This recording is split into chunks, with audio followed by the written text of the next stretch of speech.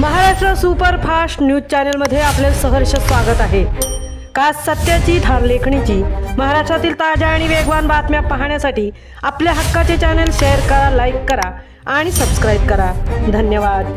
कर्नाळा फळशेत गावात अवकाळी पावसाने अनेक घरांचे नुकसान, शासनाकडे नुकसान भरपाई देण्याची मागणी।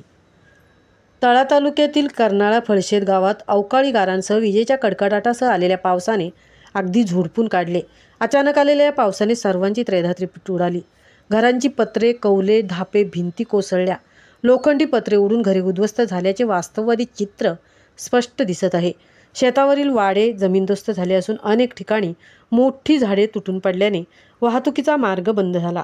गुराढोरांच्या वैरणी भिजल्या आणि या पावसाने घराची छपरे दुसऱ्या घरावर उडून फार मोठे नुकसान झाले। त्याचबरोबर आंबा, काजू, फळबागाचे देखील नुकसान झाले आहे। बास्ते आंबा कलमे जमीनदोस्त झाली आहेत। हाताशी आलेल्या नगदी आंबा पिकांचे मोठ्या प्रमाणावर नुकसान झाले आहे। अचानक आलेल्या अवकाळी पावसाने होत्याचे नव्हते झाले। त्यात लग्न सीझन असल्याने लग्नाचे मंडप तुफानी वादळांचे भक्ष्य ठरले। मंडप डेकोरेशनचे मोठ्या प्रमाणावर नुकसान झाले। अवकाळी पावसाने रौद्र रूप एवढे भयानक होते की आजपर्यंतच्या इतिहासात असे कधीही झाले नव्हते असे ज्येष्ठ मंडळीकडून ऐकायला मिळाले। कर्नाळा येथील 14 वर्षाचा युवक कुमार वेदांत भोसले याचा वीज पडून मृत्यू झाला।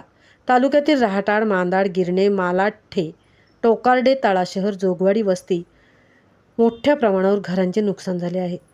या ठिकाणची पण परिस्थिती वेगळी नाही। अचानक पावसाने झालेल्या नुकसानाची शासनाने सरसकट पंचनामा करून नुकसान भरपाई द्यावी अशी मागणी केली जात आहे। महाराष्ट्र सुपरफास्टसाठी किशोर पितळे, सहतृप्ती भोईर, तळा।